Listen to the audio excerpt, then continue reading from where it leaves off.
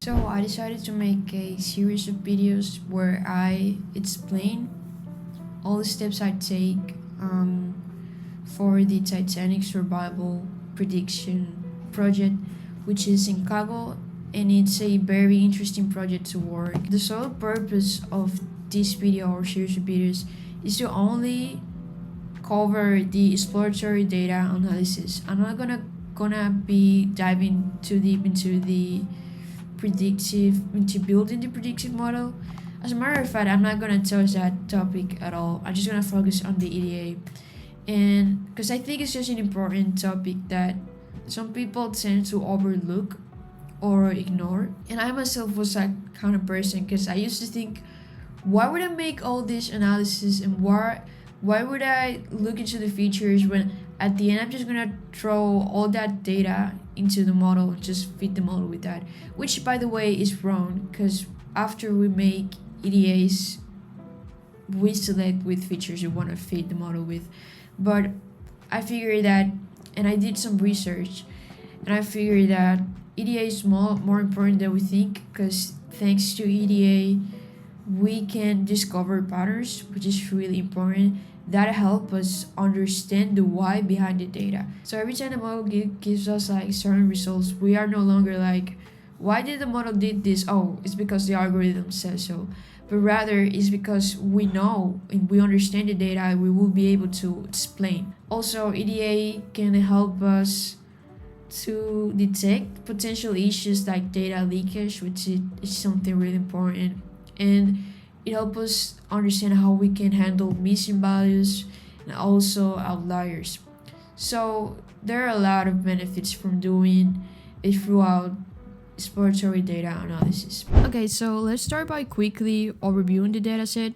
I already imported here like all the libraries that we're gonna use, and I also set some configurations for our Seaborn theme that I think would be useful.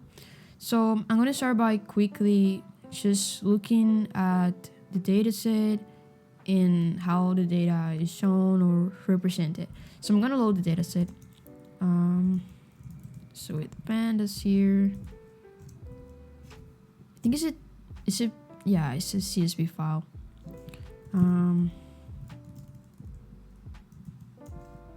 Okay, so we have it here, and let's just see some data in it. I'm gonna load 10 rows. So here we can see how the data looks. We have the this is an ID, I take it.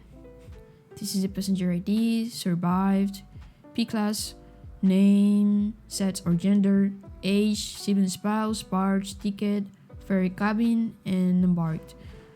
So this is how the data looks right here. And there's something really interesting right here is that we can see we already have like empty values in this cabin feature right here. So I want to show you what each of these features means. Basically with this project, like I said before, we are trying to predict whether a passenger survived or not in the Titanic. And for that, we are going to try to predict this feature right here, which is called survival, and basically has a key of 0 and 1. That is how the data is represented. 0 means did not survive, and 1 means it did survive. We also have the P class or passenger class. It's basically the class of the ticket according to what it says here, but I think it means more like the class of that passenger. It's represented as 1, 2, and 3, and 1 means first class, 2 means second class, and 3 means third class. We also have the sex or the gender of the passenger. There's also the age, obviously it's the age of the passenger. CBSP means siblings or spouses aboard the Titanic. Okay, it's like basically the amount of siblings or spouses, which I guess is only one, but yeah, it's like that amount that the passenger had in the Titanic. And parts is number of parents or children. It's related with this with the sibling spouse, but yeah, it's basically the same, but the amount of parents or children.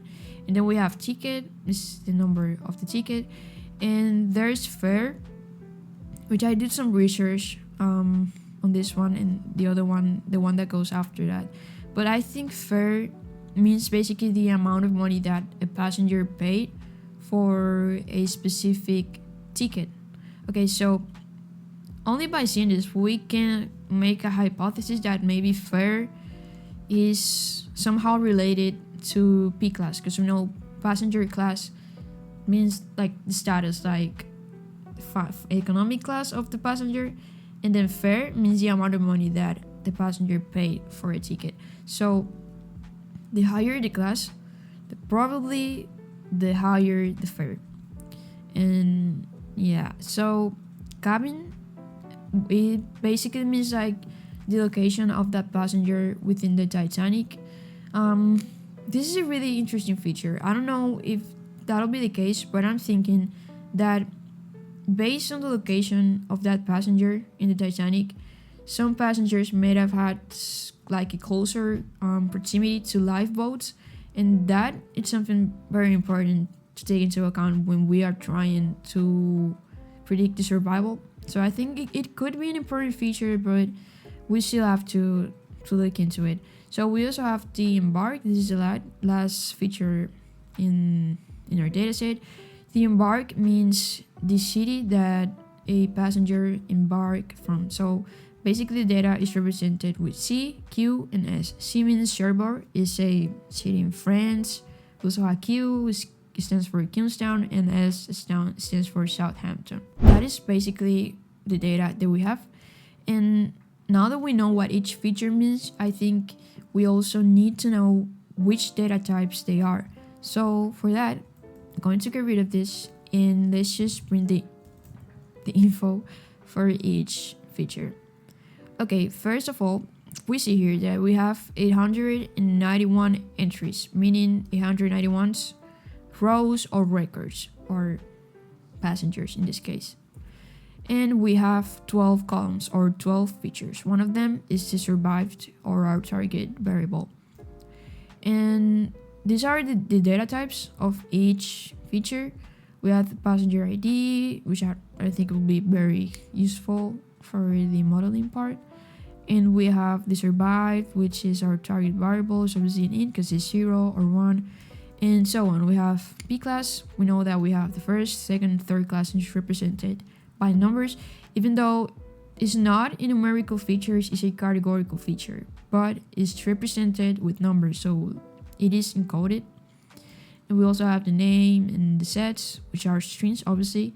The age, we can see is float, and this is not like a really important part, but I'm seeing something really interesting is that even right now I can see that the age column has empty values. Like we can see that out of 891, I only see 714 values.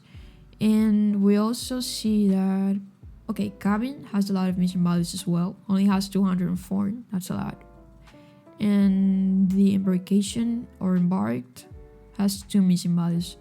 So we can already see, we already saw what each feature means, which data types they have, and we also saw, like, in a simple way, the missing values. We are obviously going to dive deeper into this in a minute, but we already know that it has missing values. I'm thinking also performing some summary statistics on these columns.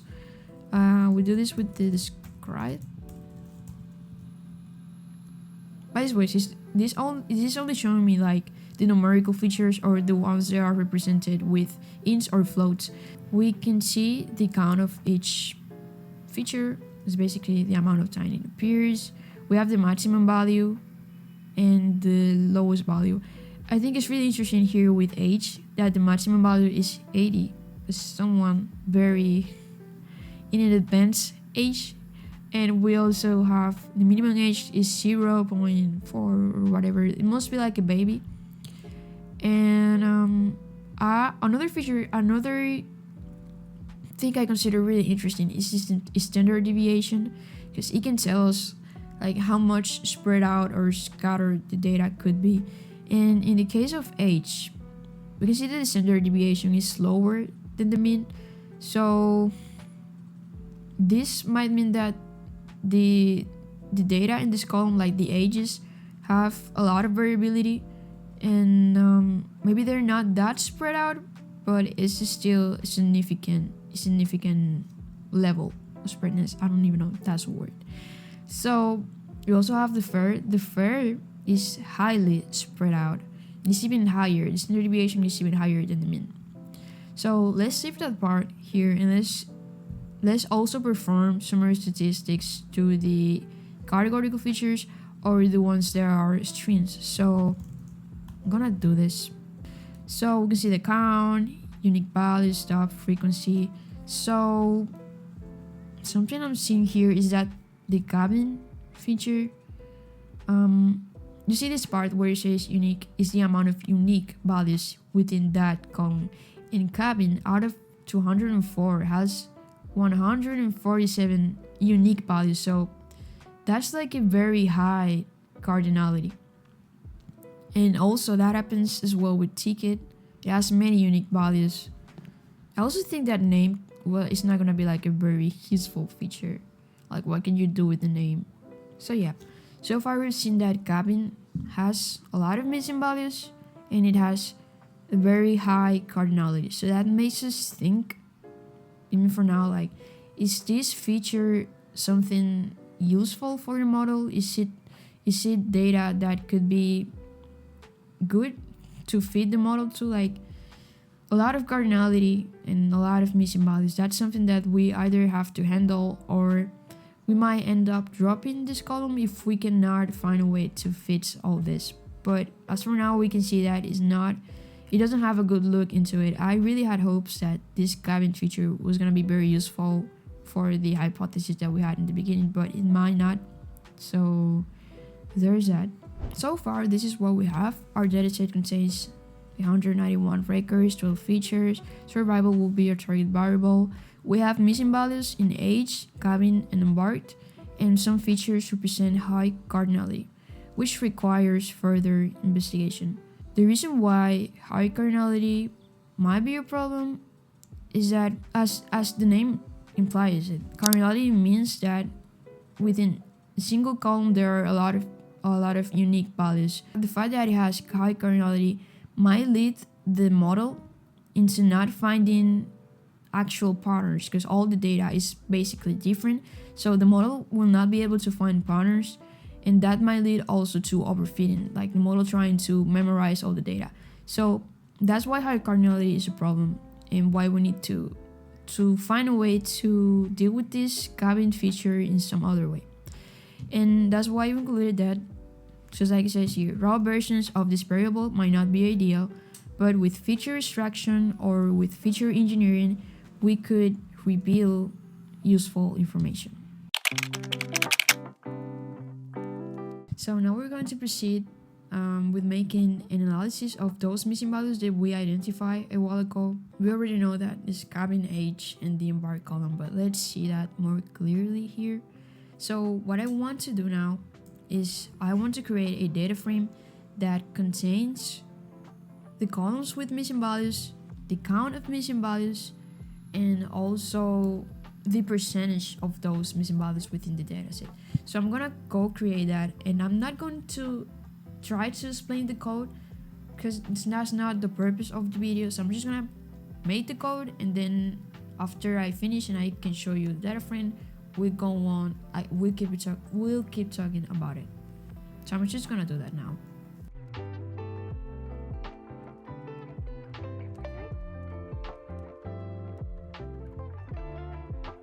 Okay, so here you can see this data frame that is showing me all the columns. No, we don't want that. But for now, we can see age, we can see cabin, missing bark, the missing count, and the missing percentage.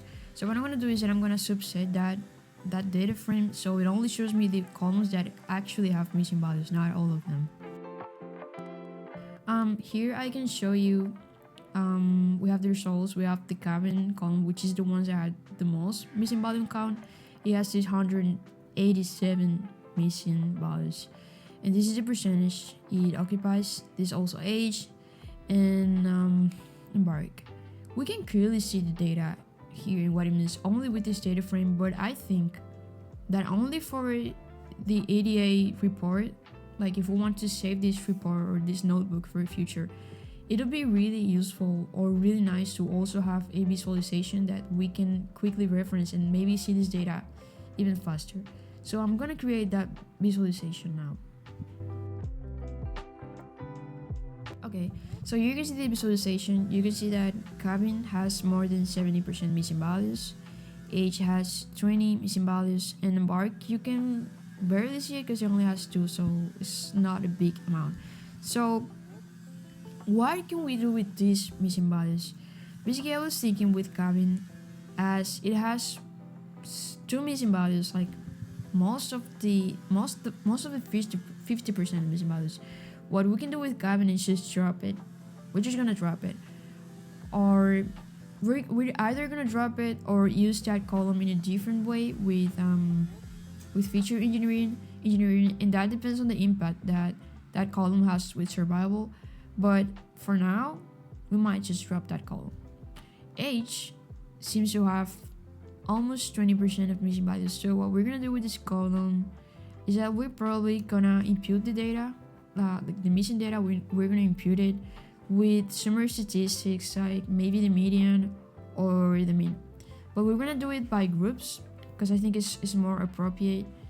And it's like a group-based imputation. That's what we're gonna do. And with Embark, we're just gonna fill it in with the mode because it's only 2 missing values. So as I was saying, our key findings: Karim is probably going to be dropped. Age, group-based imputation, and Embark, we're gonna impute it with the mode. Okay, so now that we had all that covered up, we're going to jump straight into the target variable analysis. We know that this is a classification project, right? So that means that our target variable has 2 or more categories. In this case, it has 2 categories, which is survived and did not survive, and it is represented by 0 and 1. So basically what we want to do right now is that we want to see the distribution of these 2 categories, meaning survived and did not survive. Basically how many did survive and how many did not. So for that, I'm going to see the counts for each category, and there's a great banded method for that. Is this column right? I can see anything with the microphone in front of me. I should move it. Yep, I should move it. So this pilot counts. Okay, so you have 0 passengers that did not survive, and we have not 0 passengers to survive. Sorry, I meant 549 passengers that survived and 342 that did not survive. So obviously we have more passengers that did not survive, and this is actually expected of the nature of the historical event. We know that in the Titanic, only a minority of passengers survived, so this is actually true. So I also want to see the percentage of people who survived and people who did not survive. So I'm just gonna do that. Will be survival rate, and what's the opposite of survival? Not survival? Death rate, basically. So I'm gonna start with survival rate. Here we have a survival rate of approximately 38% and a death rate of 62% approximately. So we know that this dataset is unbalanced, and right now I'm going to proceed to make a visualization for all this, just for the report.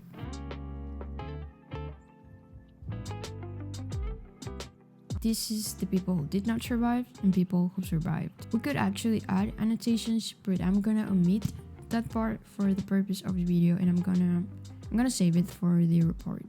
Right, the notebook. That's what I'm trying to say. This dataset is unbalanced. It's not necessarily an error. It's just what happened in the real life events. At the moment we train the model with this data, taking into account that the dataset is unbalanced, right? And one of the classes, meaning people who did not survive, represent about 62% according to what we saw in the visualization. They represent 62%. So when we evaluate the model, some models are gonna get just the 62% accuracy because they are going to predict people who survive, which are majority, not necessarily knowing or learning patterns. So the model is just gonna get it automatically like 62% of accuracy, and that's like cheating. So maybe when we train the model and when we evaluate, we should not look into the accuracy metric alone, because it might not be like something we can trust in. We should rather look into some other type of metrics like recall, precision, and also F1 score.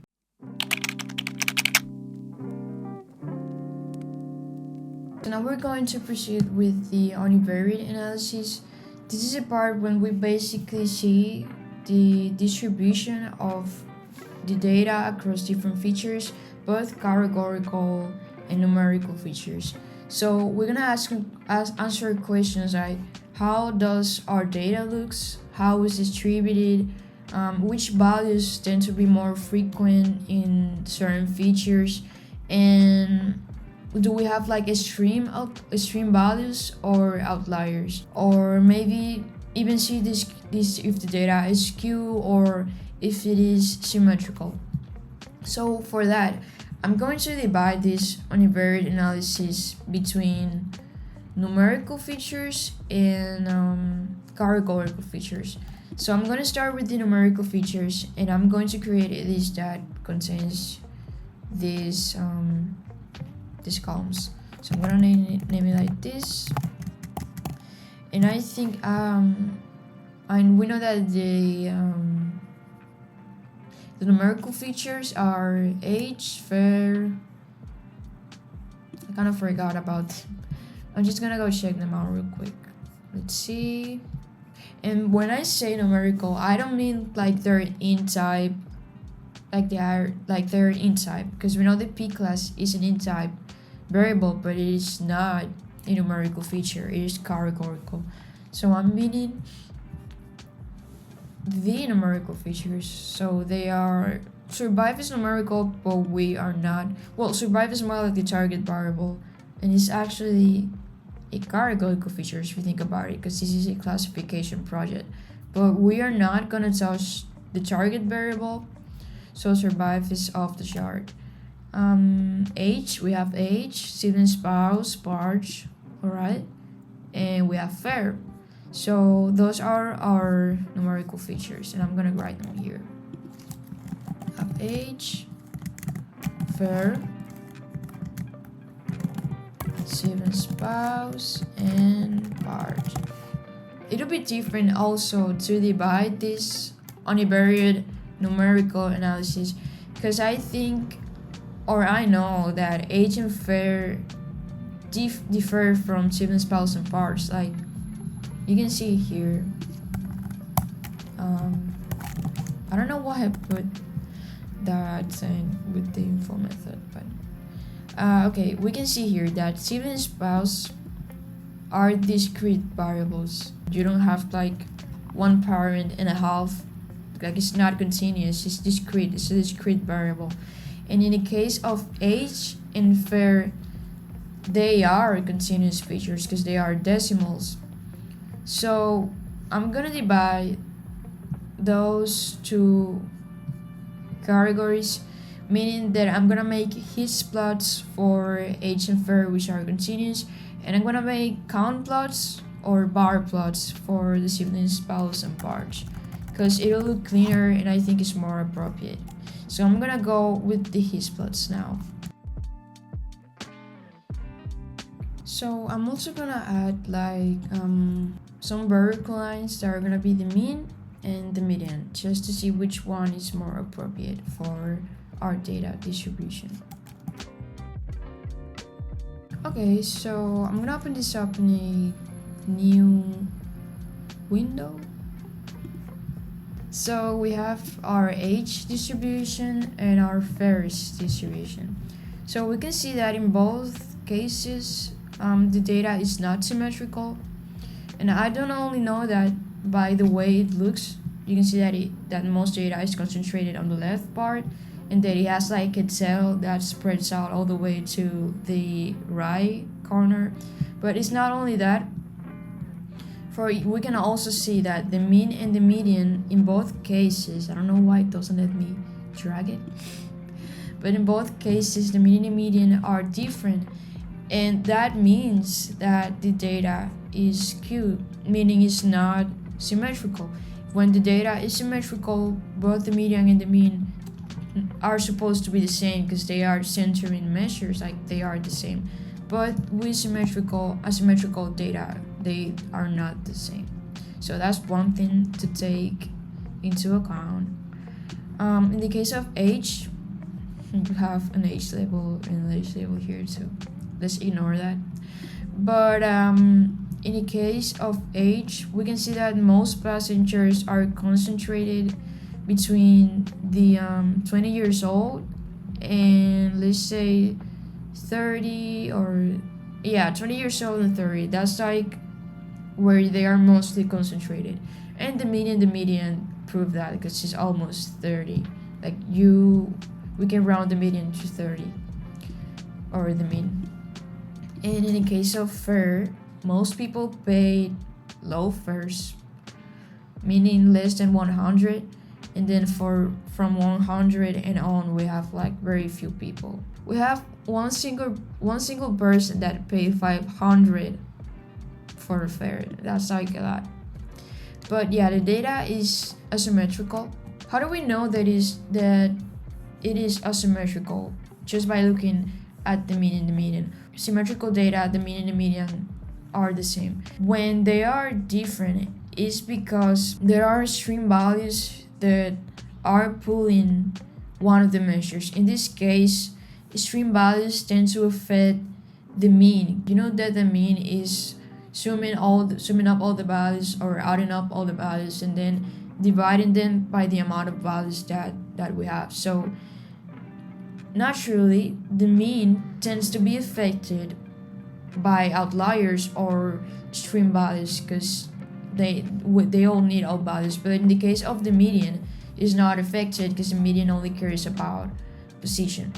So this might tell us that in both cases we probably have stream values or outliers, and I think we can see this here with this one person that is like 80 years old. Maybe it's like one or two people, I don't know. And in the case of fare, like everyone that paid more than 200 for fare is probably an outlier. It's not necessarily an error, but it goes outside the normal distribution. So we already did this with the continuous variables, so now let's do the same with the discrete variables. And I think the code is not that different, so I'm just gonna copy it, and I'm gonna make some tweaks to it.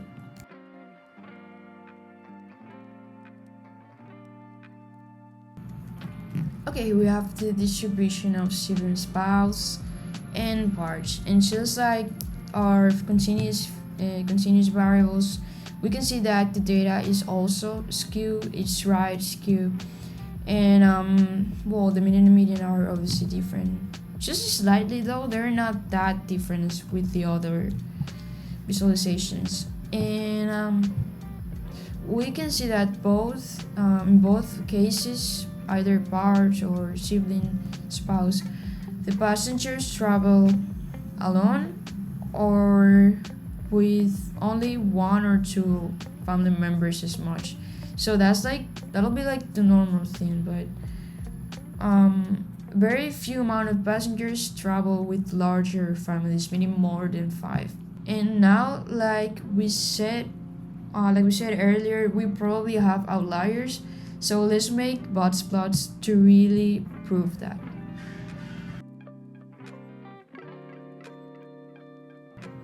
Okay, so we have our outlier detections. In the case of fare, we can indeed see that it has a lot of outliers from like normal distribution goes from 0 to 90, 90. And above that is all outliers. In the case of age, it also has outliers from 65 and on. And oh, my PC is dying. In the case of sibling spouse, Most outliers are in larger families. As we said earlier, most passengers travel either alone or with one or two family members, so that's like the normal distribution in the case of sibling spouse. In the case of parts, data is normally distributed between across all different values, but the normal distribution of this feature is 0. So as a conclusion, we have that all our features are skewed, and this tells us that also when we get to impute or handle those missing values in the columns that have missing values, there's something we have to take into account. We know that age has missing values like 20% according to what we saw. In order to handle those missing values in age, we were going to impute those values with some measure, but good base, right? But the measure that we're gonna use in the case of age will not be mean. It can be mean because the data is skewed. So median is more appropriate because median is not affected by stream values. So we are gonna impute the data in the age, the missing data in the age feature with the median. So we have that most passengers have an average of 30 years old. Fare is highly skewed. Most passengers travel alone or with small families. Most detected outliers, they're not actually errors, it's just unusual data in the case of the dataset. And there are large differences between the mean and the median, which indicate skew distributions and the influence of stream values, like we saw our outliers. Okay, so let's go on ahead with our categorical features. I'm gonna create a list with the categorical features. Let's name it like this actually. The categorical features are sets, P class, and embarked. So I'm gonna create count plots with the distribution of this data, and yeah, I'm gonna do that. Okay, so we have the distribution here, this visualization. Well, there were more male than female passengers, and there were more passengers in the third class, which is the lowest class, and most passengers embarked from Southampton. So we're just seeing like how this data is distributed. We're not trying to answer any important question right now, just basically see the quality of the data and some characteristics of it. Now let's proceed with our bivariate analysis. This is one of the most important parts of the videos. This is the part where we start answering questions like which category tend to survive more. Basically, like the overall point of this type of analysis is to see the distribution of features like we did with univariate, but related to survival. So we answer questions like how is this feature related to survival and that kind of stuff. This is where we actually start to get some useful insights, and where we start to see which features have more impact or are more related with survival. So I'm gonna do that. I'm gonna do the same thing I did before. I'm gonna divide it by categorical and numerical. In this case, I'm gonna start with the categorical features. So I think we can use this same list we created before, and I'm gonna make a visualization similar to this, but in this case this y-axis will not be the count, it will be instead the survival rate. So we're gonna be able to see the survival rate in male passengers and the survival rate in female, and the same for the other features. So I'm gonna do that.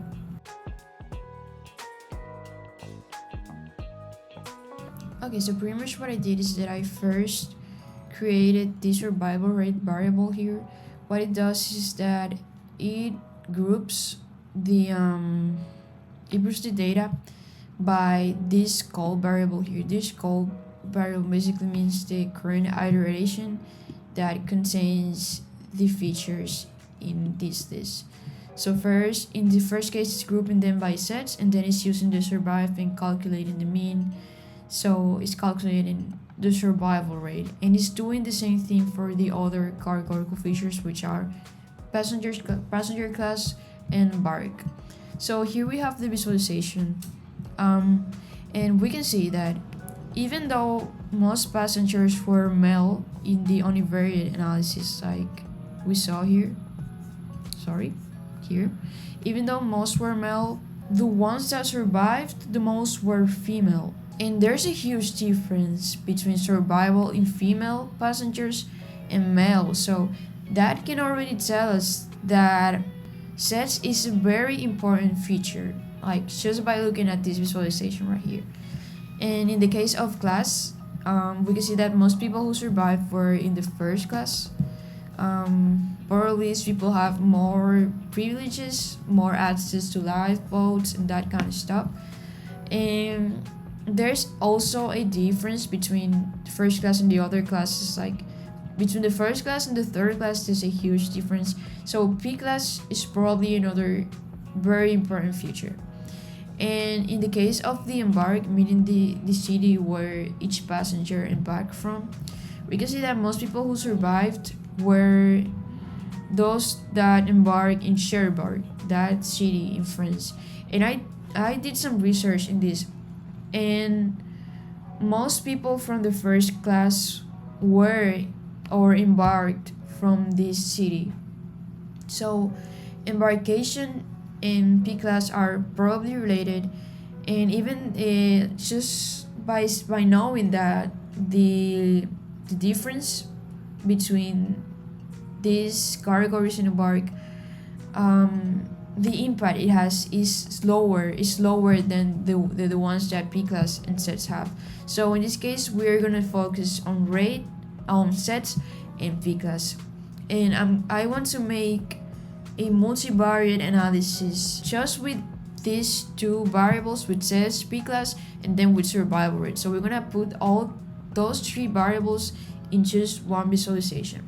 I'm gonna leave embark outside because, like we said, embark is probably related with P class, but P class has a higher impact, so I'm gonna use P class instead. First though, I want to create a variable and just show it to you real quick. I'm gonna name it like this. Okay, so this is what we have. We grouped the data primarily by the class, then by the sets, and then we show the survival rate for each of these categories. So I'm gonna make the visualization for this now. We divided this by first, second, and third class, like we said, and in each class we have two blocks which are female and male. And we can see that females from the first class were the ones that had higher survival chances. I mean, it's not that different from the second class, but it's really different from the third class. There's like a huge difference. Like we have 90%, I would say. It'll be good to have annotations, but I'm gonna add those later. But we have about 90 and 99% of females in the first class who survived. And about the third class, we have about 70% of males. That was the rate survival for males in the third class. So we already know that sets in passenger class are two features that probably have a lot of correlation. So now that we saw the categorical features, I'm gonna proceed with the numerical features. I don't think I'm gonna include the sibling, spouse, and barge, because those two variables are like related with each other, and I'm figuring that maybe in the future, we're not gonna do that now, but in the future we could create another feature name or something that has to do with the family size, and then just kind of put those two features, even spouse and parts, together and just make one feature. And then with that feature that we create, we can make a bivariate analysis or kind of see impact with survival. But we're not gonna do that now. We're just gonna focus on age and fair. So I'm gonna do that.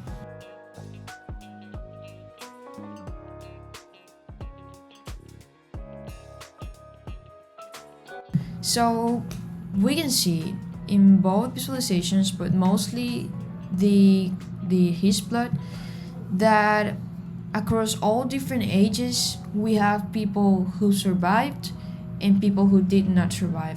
So that means that both categories are overlapping, which at the same time means that this might or might not have impact on survival, but whatever impact it has is not that strong. I do remember from the movie a phrase that it said when they were evacuating the people from the Titanic. That was like I think it was women and children first, and according to that, you might think, okay, children had more survival chances, according to what they say, like they were rescued first, right? But it's not what we really see here. You know that all categories are overlapping and they follow similar patterns. Obviously, did not survive is gonna have higher peaks because the data set is imbalanced. But if we see here in the density, they have similar peaks. Okay, they have peaks from 20 to 30. Let's say from 40 they go all the way down. But here in the beginning, between very young ages, 0 and maybe 15 or 10, we see a difference, and we see that for the first time, survival rate is higher only in younger ages, and we can see it here too. We cannot really appreciate it with the his plot. The reason why I made it in his plot is because you can see the berry count, and the KD plot is just to see the patterns and the peaks of both categories.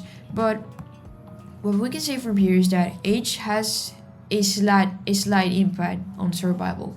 So now I'm gonna create the same visualization but for the fairy feature, and let's see how that behaves. So this is a really interesting visualization. I did the same thing I did with the age, as they're both continuous variables, but the peaks are way more different, and we know that because fair is more skewed than age. We have some outliers in fair, in higher fairs, right? Like from 200 and so, and the little amount we have, the little amount of passengers who paid high fares did survive.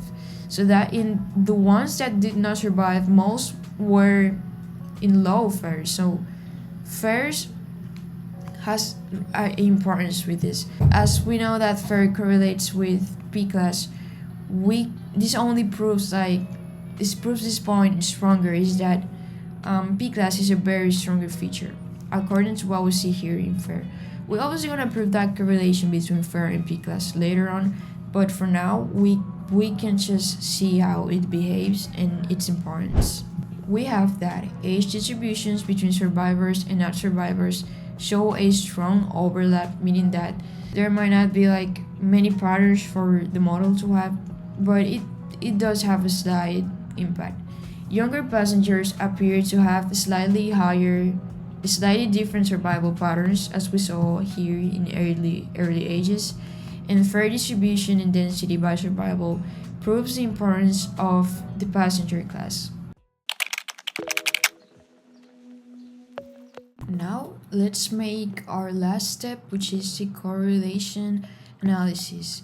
In this part, we're gonna make a heat map, and we're gonna be able to visualize which features have the highest impact on survival. We already have some hypotheses which says passenger class, fare, age probably has a slight correlation.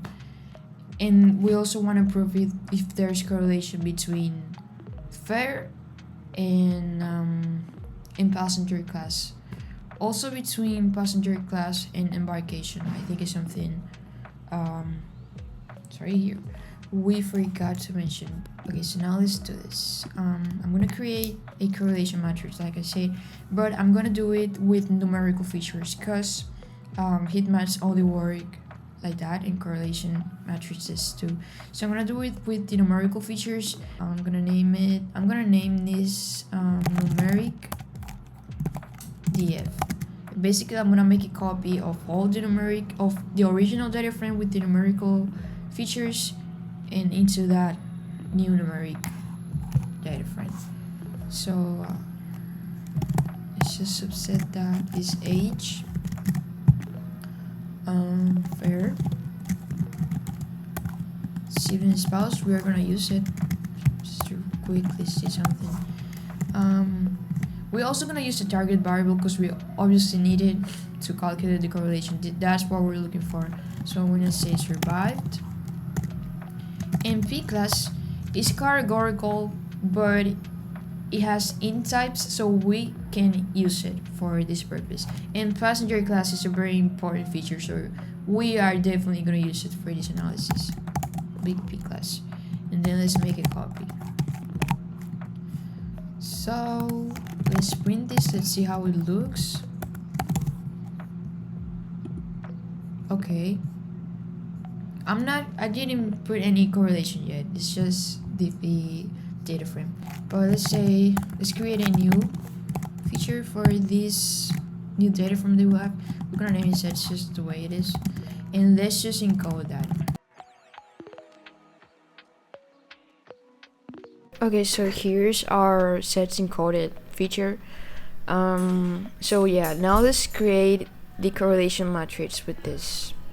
Gonna name it like this, say numeric df, and let's use this method. And now let's also show this. Okay, this is our correlation matrix. The highest positive correlation is 1 and the lowest negative correlation is -1. I think. So we obviously have that age with age has 1 correlation, like one variable with itself is gonna have the maximum positive correlation. But I don't want to read this matrix.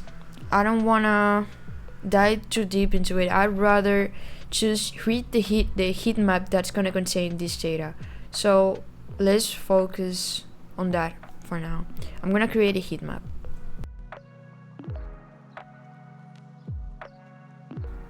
Okay, so here we have our visualization. I'm gonna open it in another window just to see it better. So how this works is that the strongest colors mean a stronger correlation. It doesn't matter whether it's negative or positive. It doesn't undermine the importance of the correlation. Correlations can be either positive or negative, and the more intense the color, the higher or the more important that correlation is. I'm gonna first focus on survival because that's the feature that I care about the most, that we care about the most, because it's the target variable. So let's see the correlation with this variable. This is the strongest color we see so far. It's like a very dark red. You can see here is very high color. So it's 0.454, and this is related with sets. Obviously, sets is a really important feature. We can see it here. We also have the parent children, seems to matter. I mean, it's not like a very high correlation. It's like median, but it's lighter to sibling spouse. It's this dark orange we see here. It's like a median correlation. In P class, I'm very interested in that feature. Let's look at P class here, and we have survived. Okay, it's not that strong a color. It's like a median correlation, but it is negative. And it's negative because they're going in opposite directions. We know that P class is encoded as 1 for first class, 2 for second class, and 3 for third class. So the lower the number, the higher the survival chances. And we know that the lowest number represents the highest class, right? So lower number does not mean it's the lowest class, it means it's the highest class. In this case, it's like a reverse concept. It could be confusing just to see in this minus sign, but that is how it's supposed to be. And is a correlation. It's not that strong as I thought it would be, but it's important, and it's almost the same. Well, it's not almost the same. If it was positive, it would be really similar to the correlation that sets has, but it's like a median correlation. And we can see this very dark blue right here. It's been calling my attention for a while, and it has to do between fare and passenger class. So indeed, passenger class or fare is correlated with passenger class. The correlation is still negative because you know how the passenger class is encoded, but it's a very strong correlation. We know that fare P class are correlated, and there's also this red right here is between parts and sibling spouse. I guess that those features were related because they have to do with family size and stuff, and like family features and that kind of stuff. We have that the correlation of sets is like the most important so far.